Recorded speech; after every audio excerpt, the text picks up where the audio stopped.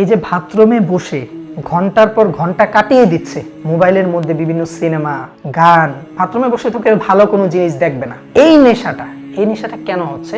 Obviously বাথরুমের মধ্যে যে খবিজ জিন বা খারাপ যে জিনিসগুলো আছে সেটা তাকে ওয়াসওয়াসা দিচ্ছে। ওয়াসওয়াসাটা কেন কাজ করতেছে আমি বলে দিয়েছি, লিকুল্লি ইনসানিন কারিনুম মিনাল জিন। প্রত্যেকটা মানুষের সাথে একটা খারাপ শয়তান বা জিন আছে। যখন ওই শয়তানটা এই শয়তানকে কন্টাক্ট করে অ্যাটাক করে, তখন সে ওই খারাপ জিনিসের প্রতি বিভোর হয়ে যায়। একটা পর্যায়ে গিয়ে সে বের হয়, তার মা বাবা বলে যে কিরে তুমি 2 ঘন্টা 3 ঘন্টা ওয়াশরুমে কি করলা? অথচ সে নিজেও জানে না সে ঘন্টার পর ঘন্টা ওয়াশরুমে কাটিয়ে দিয়েছে, তার কিছুই মনে হয়নি। মা বাবা কান্নাকাটি করতেছে এবং তার এই অবস্থা দিনের পর দিন সে এরকম হচ্ছে। হ্যাঁ, এরকম আমার কাছে অনেক রোগী আছে, আমি রোগীর নাম বলবো না এবং তাদের স্থানও বলবো না, বাট তারা ঢাকাতে থাকে।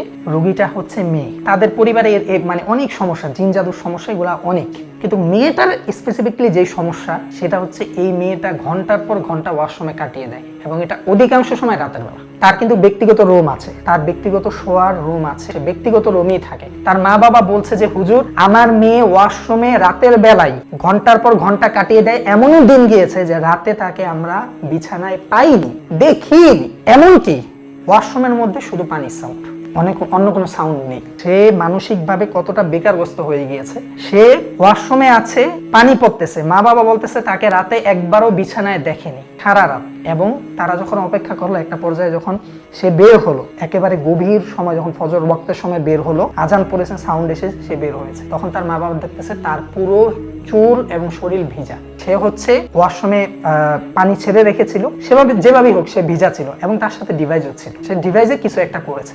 এখন কোশ্চেন হলো সেটা ওয়াশরুমে কেন? শয়তান কখনো আপনাকে ভালো জায়গায় ভালো কিছু করাবে না, খারাপ জায়গায়। আপনার রুম যদি অপবিত্র হয়, আপনার রুমে যদি কোরআন না থাকে, নামাজ না থাকে, এক কথায় রবের সাথে, সৃষ্টিকর্তার সাথে যদি আপনার কানেকশন না থাকে, তখন শয়তান আপনাকে যে কোনো ভাবে কজেস্ট করবে এবং যে কোনো ভাবে আপনাকে দিয়ে খারাপ কাজ করাতে পারবে। বিকজ আল্লাহ তাআলা এই বিষয়েও পবিত্র কোরআনে সূরা বাকারার 102 নম্বর আয়াতে স্পষ্টভাবে বলেছেন, ওয়ামা হুম বিদররিনা বিহি মিন আহাদিন ইল্লা বিইذনিল্লাহ। দেখেন, আপনি বিশ্বাস না করার কোনো উপায় নেই। এখানে আমাদের কর্নিক মেডিসিন সেন্টারে এরকম অনেক মানুষ এসেছে, সে নামে মুসলিম, সে ইউরোপ আমেরিকায় থাকে, ওয়েস্টার্ন ভাবে চলাফেরা করে, কানাডায় থাকে, ওয়েস্টার্ন ভাবে চলাফেরা করে, আধুনিক ভাবে যেটাকে আমরা বলি চলাফেরা করে, সে নামাজ পড়ে না, কোরআন পড়ে না, কিচ্ছু না, এমনকি এই জিনিসগুলো সে বিশ্বাস করে না। একটা পর্যায়ে গিয়ে হ্যাঁ এই বিষয় সে নাস্তিক। হ্যাঁ, এবং যে এই বিষয়গুলো বিশ্বাস করে না, অতি প্রাকৃতিক বিষয়গুলো বিশ্বাস করে না, অবভিয়াসলি সে এই বিষয় বিশ্বাস করে না। বিষয়টা এমন না, সে কেমন জানি আল্লাহকে বিশ্বাস করে না। কারণ এই কথা তো আমি বলি, জিন আছে, অশরীরী আছে, এটা তো আমার কথা না, এটা সৃষ্টিকর্তার কথা। তো এটা ধরার অনেকগুলো, সে জীবনের একটা পর্যায়ে গিয়ে যখন এটা ফেস করে, তখন সে আমাদের কাছে এসে বলে আমার সাথে এরকম একটি ঘটনা ঘটেছে, আপনার সাথে না ঘটলে, আমার সাথে না ঘটলে আমি বিশ্বাস করব না। হতেই পারে, এবং যদি আল্লাহ তাআলা যদি আমার ভিতরে হেদায়েত রেখে থাকে, তাহলে আমি না দেখেও অনেক কিছু বিশ্বাস করি। আমি সৃষ্টিকর্তাকে দেখিনি, কিন্তু আমি অনুভব করেছি। আমি রাসূল সাল্লাল্লাহু আলাইহি ওয়াসাল্লামকে দেখিনি, ওনার বিভিন্ন হাদিস পড়ে শুনে আমি ওনার অবস্থানটা অনুভব করেছি, ওনার রওজা শরীফ দেখে আমি অনুভব করেছি। আমার মধ্যে ওই ক্ষমতা আল্লাহ তাআলা দিয়েছে। এখন আপনার মধ্যে যদি আল্লাহ তাআলা ওই নূর বা ওই পবিত্র পাওয়ারটা না রাখে, তাহলে আপনি কখনোই এগুলার প্রতি সহজে বিশ্বাস আনতে পারবেন না। তো দেখা যায় একটা পর্যায়ে গিয়ে তার সাথে একটা অতি প্রাকৃতিক ঘটনা ঘটে যায়, দেন সে বিশ্বাস করে। কিভাবে? আমার কাছে এরকম রোগী এসেছে কয়েকজনই, তবে তাদের অবস্থানগুলো ভিন্ন ভিন্ন। কারো ওয়াশরুমে ঘটেছে, কারো ঘরের গেটের সামনে ঘটেছে, হ্যাঁ, কারো আবার খাটের মধ্যে ঘটেছে। সেটা হচ্ছে কি, ভাই আমি ওয়াশরুমে যাওয়ার পর 3-4 ফোঁটা রক্ত দেখেছি, তো আমার কোনো জায়গা থেকে ব্লিডিং হয়নি। আমি পুরুষ মানুষ, বিশেষ করে প্রবাসী 2 জন ভাই পরপর আমাকে এরকম ঘটনা বলেছে যে আমার কোনো জায়গা থেকে ব্লিডিং হয়নি, বাট আমি ওয়াশরুম যাওয়ার পর আমি দেখেছি, অন্য কেউ দেখেনি। সেটা কি? সেটা হচ্ছে ওয়াশরুমের মধ্যে রক্তের ছিটা ফোঁটা। তাহলে এই রক্তটা আসলো কোত্থেকে? আমরা তো কোনো মুরগি বা এই টাইপের কোনো কিছু আমরা জবাই করিনি রুমের মধ্যে, তাহলে এটা কোত্থেকে আসলো? আরেকজন বলেছে যে হুজুর আমার বাসার মধ্যে আমি ওয়াইফ সহ, আমার পরিবার সহ আমরা থাকি, বেশ কিছুদিন যাবত আমরা গেটের সামনে, উনি নিউ ইয়র্কে থাকে, ইউকেতে, উনি বলতেছেন আমরা ঘরের মেইন গেটের সামনে আমরা বিভিন্ন রক্তের ছিটা ফোঁটা পাই, রক্তের ছিটা ফোঁটা, আর কিছু না।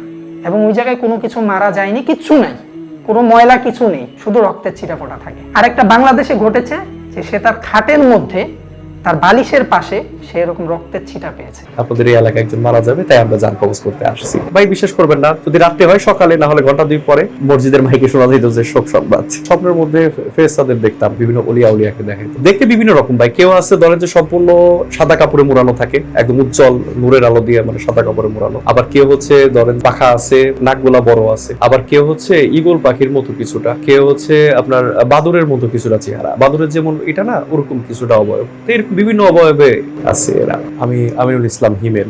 আগে বাবার সাথে বিজনেসে যুক্ত ছিলাম আর কি। বাবার বিজনেস ছিল, ওইটা আপাতত ডিসকন্টিনিউ আছে। তো আপাতত ইচ্ছা আছে যে নিজে একটা রেস্টুরেন্ট বা এই ধরনের কিছু একটা। ব্যবসাটা কোনো একটা কারণে লোকসান হয়ে গিয়েছিল, মানে লোকসান। তো বিজনেসটা বন্ধ হয়ে যায়। বিজনেসটা বন্ধ হয়ে যাওয়ার পর আর কি মানসিকভাবে অনেকটা ভেঙে পড়ি। তো বিজনেসের সাথে সাথে আরো অনেক কিছুই মানে নিজের চোখে দেখছি যে সবকিছু নিঃস্ব হয়ে যাওয়ার মতোই।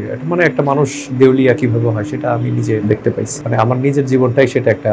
বাবা যখন প্রায় 1/2 কোটি টাকার মতো যখন লোকসান হয় আমাদের বিজনেসটা ছিল হচ্ছে সেনা কল্যাণ সংস্থার ডিলার, প্লাস হচ্ছে আমাদের আরো মানে সাইড আরো কিছু ব্যবসা ছিল, আরো কিছু ডিলারশিপ। যখন দেখলাম যে সবকিছু শেষ হয়ে গেছে, মানে এমন ভাবে সবকিছু শেষ হওয়া দেখছি যে আমাদের বিজনেসটায় লোকসান হলো। অতঃপর গাড়িটাও, যে আমাদের যে নিজস্ব পিকআপ ভ্যান ছিল, সেটাও বিক্রি করতে হয়েছে আর কি। তো অপরদিকে মানে দোকান থেকে শুরু করে সবকিছুই আর কি যখন আল্লাহ তাআলা আমার কাছ থেকে ছিনিয়ে নেয়, তারপর থেকে মানে এখন কি করব, তখন বিশ্বাস করলাম যে আল্লাহ নিতে পারে, সে আল্লাহ আবার আমাকে দিতেও পারবে। তো তখন থেকে আর কি আল্লাহ রাব্বুল আলামিনের উপরে আস্থাটা ধীরে ধীরে বেড়ে যায়। এবং আমি আগে যতটুকু নামাজের পাবন্দি ছিলাম, তো আমি যখন এই সমস্যাটা হয়, যখন মানে আমাদের ব্যবসায়িক পরিস্থিতিটা খারাপ হয়ে যায় এবং বা আর্থিক মানে অর্থনৈতিকভাবে যখন একটু অসচ্ছল হয়ে যায়, তখন আল্লাহকে বেশি করে স্মরণ করা শুরু করি। তখন চিন্তা করি যে আল্লাহ তো বলছেন যে কুলিল্লাহুম্মা মালিকাল মুলকি তুতিল মুলকা মান তাশা ওয়া তানজিলুল মুলকা মিম্মান তাশা। বলুন আপনার রব, যিনি সমস্ত রাজ্যের মালিক, যাকে ইচ্ছা রাজ্য দিতে পারে, যাকে ইচ্ছা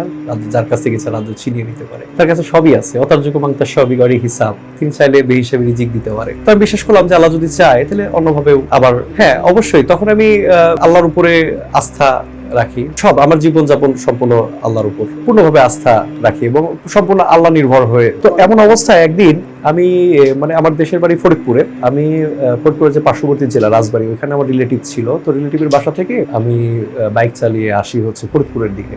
তো তখন প্রচুর বৃষ্টির মধ্যে তো ভাবলাম যে একটু অপেক্ষা করি, বৃষ্টিটা কমুক তারপরে যাই। কিন্তু বৃষ্টি এমনই মানে এতটাই জোরালো ছিল যে বৃষ্টি কমছিল না, থামছিল না। পরে কি করবো, পরে চিন্তা করলাম যে বাইক নিয়ে যাই, যেহেতু রাতও হয়ে যাচ্ছে। তো হঠাৎ প্রতিমধ্যে মানে গলন্দ মোড় নামক একটা জায়গা আছে ফরিদপুরের, মানে আপনি যদি পাটুরিয়া দিয়ে যান ফরিদপুরের দিকে যেতে বা রাজবাড়ির দিকে যেতে, আপনার দৌলতদিয়া ঘাটের পরেই। তো ওইখানে যাওয়ার পরে তো হাইওয়ে রোড, এদিকে বৃষ্টি হচ্ছে, অন্ধকার, মাঝে মধ্যে 2-1টা গাড়ি আসতেছে, আবার মানে সম্পূর্ণ অন্ধকার, হেডলাইটের আলো মানে নিবু এমন একটা অবস্থা বাইকে। তো হঠাৎ পিছনের দিকে তাকাই, দেখি যে একটা মানে সম্পূর্ণ কাফনে মোড়ানো লাশ বাইকের পিছনে বসা। তো এটা দেখে আমি অতটা ভয় পেলাম না, আমি সাহস করে চালিয়ে বাড়ি পর্যন্ত আসলাম, বাসায় চলে আসলাম। তো আসার পরে মাকে ঘটনাটা শেয়ার করে বলি। তো মা ঘটনাটা শোনার পরে আর কি সিদ্ধান্ত নিল যে একটা দোয়ার আয়োজন করবে, প্লাস হচ্ছে কোরআন খতম দিবে।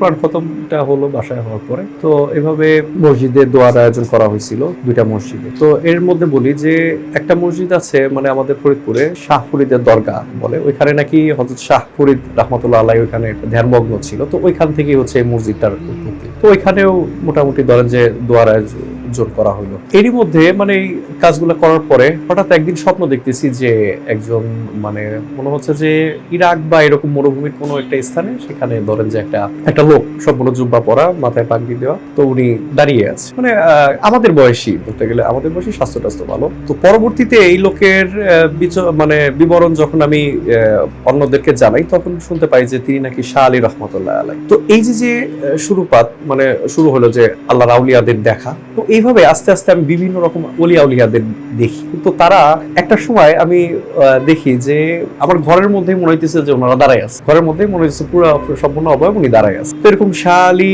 তারপরে আমানত শাহ এবং আরো অনেকেই মানে এইভাবে আমি দেখতে পাই। এইভাবে যখন ওদের দেখতে পাই, তো ওনারা আমাকে অ্যাডভাইস দিত যে তুমি নামাজ পড়ো, ইবাদত করো, নফল নামাজ পড়ো। তো এর মধ্যে আরেকটা কথা বলি যে আমি টের পাই যে আমি তুলারাস। তো এই ঘটনার মধ্যে দিয়েই মানে এই যে যখন আমি আউলিয়াকে দেখি, তার কিছুদিনের মধ্যে মানে আমার একটা করোনা একটা মাধ্যমে আর কি আমি দেখতে পাই যে আমার ডান হাতটা চলে, ডানটা একাই চলে, মানে আমার নিজের নিয়ন্ত্রণ নাই, অটোমেটিকলি ডান হাত চলতেছে। মানে ধরেন যে একটা জায়গায় যেতে বলতেছে, ওইখানে দৌড় দেওয়া যায়, হাতটা চলে যেতেছে। ধরেন যে হাতে যদি বলি হাত তুমি ওই ইসে যাও, হাত অটোমেটিকলি দৌড় দিতেছে, মানে চলা শুরু করতেছে। তো তখন বুঝলাম যে আমি রাশিগতভাবে মানে এই যে তুলা রাশি বা মিথুন রাশি, তো আমাকে মানে আল্লাহ রাব্বুল আলামিন তুলা রাশি স্বপ্ন মারফতে আল্লাহ অনেক কিছুই দেখাইতো। যেমন ধরেন স্বপ্নের মধ্যে ফেরেশতাদের দেখতাম, তারপরে আরো অনেক কিছুই আল্লাহ রাব্বুল আলামিন দেখাইতো, বিভিন্ন ওলিয়া উলিয়াকে দেখাইতো, তো নবী আম্বিয়া এদেরকে পরবর্তী। তো এখন ওই যখন আমি ইবাদত বন্দেগী করি, তো একটা সময় আমি দেখতাম যে ঘরের মধ্যে কাবা ঘরের গ্লাভস, তারপর আমি নামাজ পড়তেছি,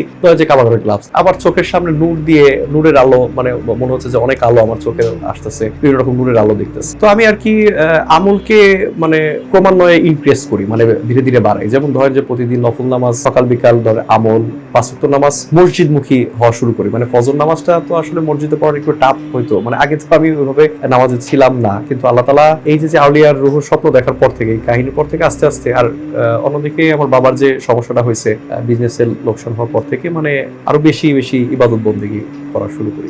তো আমি স্বপ্ন মারফত আসলে এটা আমার মনে হয় এটা আমলের উসিলায় আমি দেখতে পেতাম। তো আমি মানে এটা কেন দেখতে, আমি এটা বোঝাই যে আমি যত আমল করতেছি তত দেখি কি মানে আধ্যাত্মিকের এই সমস্ত কিছু আমাকে দেখানো হইতো। আমি এই দরজার নূরের আলো দেখতেছি, মনে হইতেছে যে ঘরে বসে আছি, চারপাশে কাবা ঘর, তো কাবা ঘরের গ্লাভস, মানে ওর মধ্যে আমি নামাজ পড়তেছি, আমার যায় নামাজটা মনে হইতেছে যে কাবা ঘরের গ্লাভসটা হয়ে গেছে, এমন না আমার ভয় লাগতো, আমার এটা শান্তি, এটা প্রশান্তি লাগতো। তো ইতিমধ্যে আমি ধরেন যে জিকির করতাম, এমনকি আগরবাতি জ্বালাতাম, ঘরে আগরবাতি জ্বালিয়ে জিকির করতাম। তো জিকির করলে জিকিরের শব্দগুলা মানে চেঞ্জ হয়ে যায়। জিকির এই যে ধরেন আল্লাহ আল্লাহ জিকির করতে করতে একসময় ভিতর থেকে মানে বিভিন্ন রকম জিকিরের আওয়াজ হইতো। এই তুলা রাশি যখন মানে আমি বুঝতে পারি, তো তখন আমার শরীরের মধ্যে বিভিন্ন রকম বান্দারা মনে হইতো কি যে প্রবেশ, মানে অশরীরী বান্দাগুলা প্রবেশ করতেছে। তো একসময় জিনদের সাথেও একটা দেখা সাক্ষাৎ হয়। একদিন স্বপ্ন দেখি যে 7টা সাপের মূর্তির মতো 7টা সাপের অবয়ব। তো তারপর থেকে দেখি কি যে মনসা যে এগুলো যে মনসা, ও মানে আমার সাথে আসতো। তো আমি মাঝে মধ্যে ধরেন যে দুধ কলা দিলে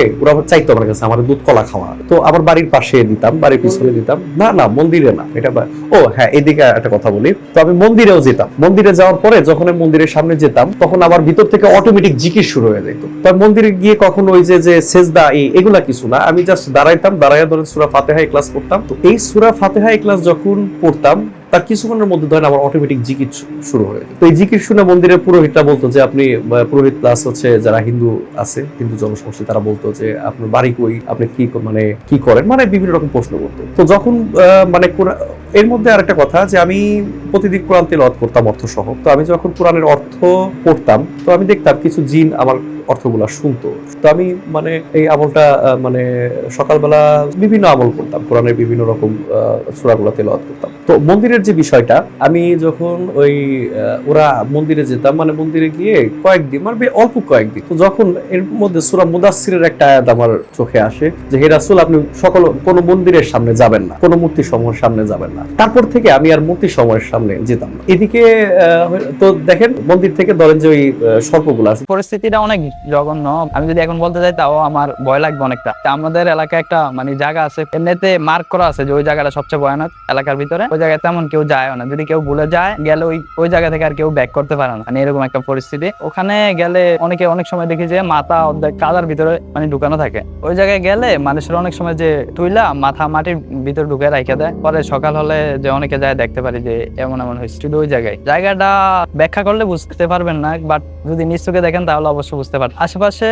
অন্ধকার অনেক, আর এমনিতে গাছগাছালি আছে, আশেপাশে কোনো মানুষ থাকে না, মানে খুবই ভয়ানক জায়গা আর কি। নদীর সাইডে, নদী থেকে একটু ভিতরে, বাট নদীর কাছেই, এই জন্য জায়গাটা বেশি ভয়ানক। তো আমরা একদিন আড্ডা দিতে গেছিলাম, বন্ধুরা 4-5 জন মিলে, যে আড্ডা দিব কিছুক্ষণ আর ঘুরবো, কিছু খাবো। যাওয়ার পর আমরা হঠাৎ নদীর কাছে গেলাম, হাঁটতে নদীর পাড়ে হাঁটতে হঠাৎ আমরা যাইতে মানে আড্ডার ভিতরে এমন ছিলাম যে মনেও ছিল না যে সামনে যে ভয়ানক জায়গাটা। তো ওই জায়গায় যাওয়ার পর হঠাৎ দেখি যে আমাদের সামনে কি যেন একটা হাঁটতেছে, ছায়া টাইপের, ওইরকম ভালোভাবে বুঝাও যায় না যে কি না কি যাইতেছে, কিন্তু হঠাৎ সবাই অনুভব করতে পারলাম যে কিছু একটা যাইতেছে। পর আমরা আতঙ্কিত হয়ে যাই, কিছু দেখি নাই, লাইট মারছি বাট কিছু দেখি না, এমনিতে শব্দ আছে। তখন আমরা যখন ওই জায়গায় যাওয়ার পর হঠাৎ অনুভব করতে পারি যে আমরা ওই যে জায়গাটা আমাদের এলাকার ভিতরে মার্ক করা ভয়ঙ্কর জায়গা সবচেয়ে, ওই জায়গায় চলে গেছি। এটা জানার পর মানে কি পরিস্থিতি হয়েছে ওটা তো বলে বোঝানো যাবে না, কিন্তু আমরা মনে হচ্ছে যে আমরা আর পৃথিবীতে নাই, মানে এমন একটা অনুভব হয়েছে যে আমাদের শরীর টরীর সব থমকে গেছে, মানে কি বলবো এটা মানে বলেও বোঝানো যাবে না। ওই জায়গায় হঠাৎ এমন পরিস্থিতি হয়েছে যে যে যার মতো কে কাউকে যে কেউ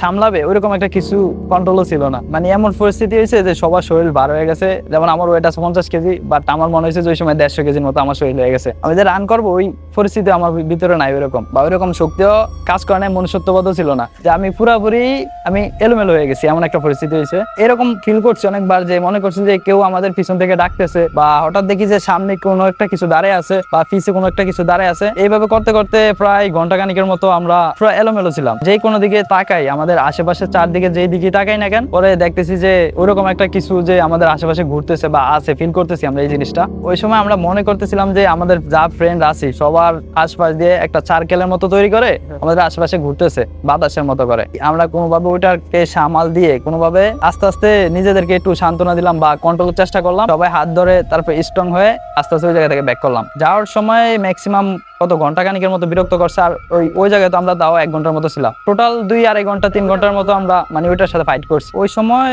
আমরা তো ওইরকম ভাবে টাইম দেখে নেই, বাট আমরা এমনিতে নদীর সাইডে গেছি বা নদীর পাশে গেছি, যে সময়টা দেখছি যে অলরেডি কত 1টা প্লাস, ওইটার কাছাকাছি থাকতে ওই সময় হয়তো 2টা বেশি হবে।